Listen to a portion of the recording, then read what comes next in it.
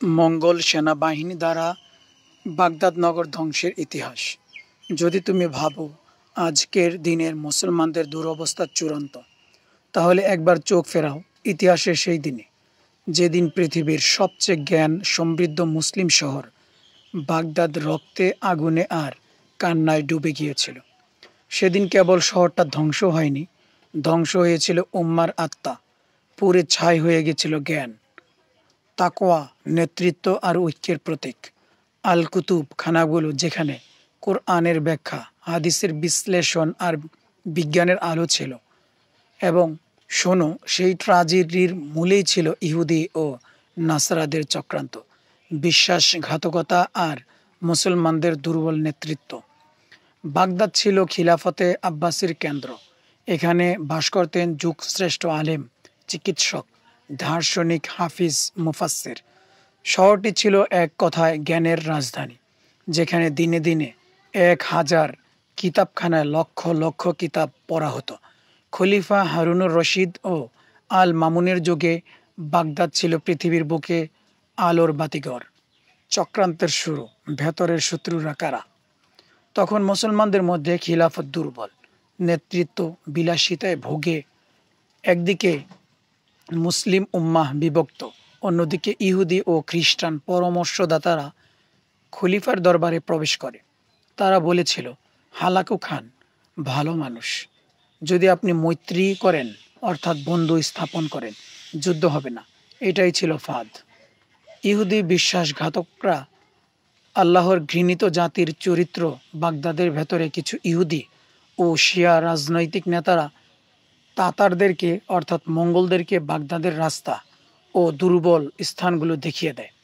তাদের বিশ্বাস ছিল, মুসলিম খিলাফত শেষ হলে আমরা স্বাধীন হব। তারা মুখে মুসলমান, কিন্তু হৃদয়ে কুফর। এমনকি কিছু লোক তাতারদের, অর্থাৎ মঙ্গলদেরকে মুক্তিদাতা হিসেবে স্বাগত জানিয়েছিল। তারা ভেবেছিল মঙ্গলরা তাদেরকে স্বাধীন করে দিবে। 656 হিজরি, বাগদাদ ধ্বংসের সেই কালো দিন। 1258 সালে মঙ্গল নেতা হালাকু খান এক বিশাল সেনাবাহিনী নিয়ে বাগদাদ ঘিরে ফেলে। মোস্তাসিম বিল্লাহ আব্বাসি খলিফা কোনো প্রস্তুতি ছাড়াই আত্মসমর্পণ করেন। তাতাররা প্রতিশ্রুতি দেয়, আমরা তোমাদের হত্যা করব না। কিন্তু প্রতিশ্রুতির কোনো মূল্য তারা রাখেনি। তারা ছিল ইহুদি তাতার কৌশলের মাস্টার। জ্ঞান নগরী পরিণত হয় লাশের স্তূপে। 3 দিন ধরে নির্বিচারে হত্যা করে শিশু, নারী, বৃদ্ধ, আলেম, কেউ রেহাই পায়নি। প্রায় 10 লক্ষেরও বেশি মানুষ হত্যা করা হয়। তলোয়ারে গেঁথে ফেলে শিশুদের, গর্ভবতী নারীদের পেট কেটে সন্তান বের করে হত্যা করে। আস্তাগফিরুল্লাহ। গোটা বাগদাদ শহর এক গন্ধময় মৃত্যুপুরীতে পরিণত হয়। কিতাবখানা ধ্বংস, জ্ঞানের বিরুদ্ধে যুদ্ধ। তারা আল কুতুবখানার লক্ষ লক্ষ কিতাব ফুরাত নদীতে ফেলে দেয়। নদীর পানি রং বদলে কালো হয়ে যায়, কালি আর রক্তে। জ্ঞান ধ্বংস করে দেয়া হয়, যাতে উম্মাহ আবার মাথা তুলতে না পারে। এটাই ছিল ইহুদি তাতার চক্রান্ত, মুসলমানদের শিরোচ্ছেদ করা। কিন্তু তার চেয়েও আগে তাদের জ্ঞান ধ্বংস করো। খলিফার মৃত্যু, মুসলিম নেতৃত্বের পতন। খলিফা মুস্তাসিম বিল্লাহকে চটের মধ্যে মুড়ে ঘোড়ার পায়ে পদদলিত করে হত্যা করা হয়। তার সন্তানদের চোখের সামনেই হত্যা করা হয়। একটি ঐতিহাসিক খিলাফতের পরিসমাপ্তি ঘটে অপমান, ভয় এবং বিশ্বাসঘাতকতার মাঝে। বাগদাদের পরিণতি অন্ধকার যুগের সূচনা।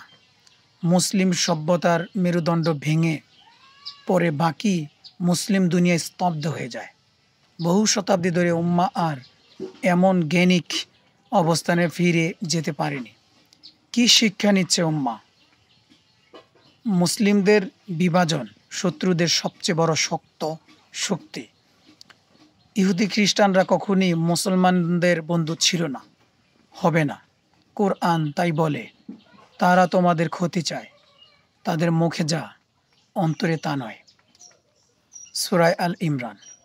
ঐতিহাসিক একটি কথা আছে, যদি কোনো মুসলমান গোত্র বা জাতি ইহুদি নাসারাদের সাথে বন্ধুত্ব করে, তবে অবশ্যই ইহুদি নাসারাদের দ্বারা তারা লাঞ্ছিত ও অপমানিত হবে।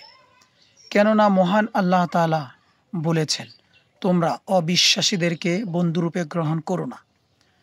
নেতৃত্ব যখন দুর্বল হয়, উম্মাহ হয় বিধ্বস্ত। জ্ঞানকে রক্ষা না করলে জাতিকে রক্ষা করা যায় না।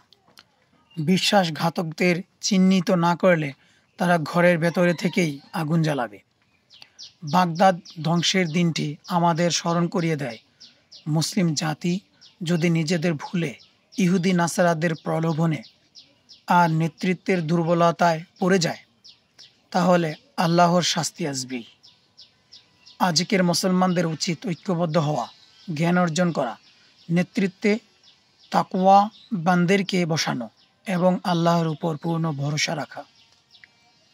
যেদিন বাগদাদ পুড়েছিল, কেবল শহর নয়, পুড়েছিল মুসলমানদের আত্মা। আজ তুমি কি সেই ছাই থেকে আবার জেগে উঠবে, নাকি পূর্বের মতো ভোগ বিলাসিতা মত্ত হয়ে আল্লাহকে ভুলে অন্ধকারে চলে যাবে?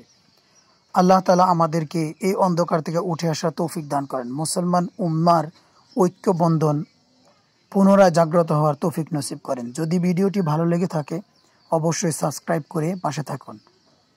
লাইক, শেয়ার, কমেন্টস করে জানান আপনার অনুভূতি।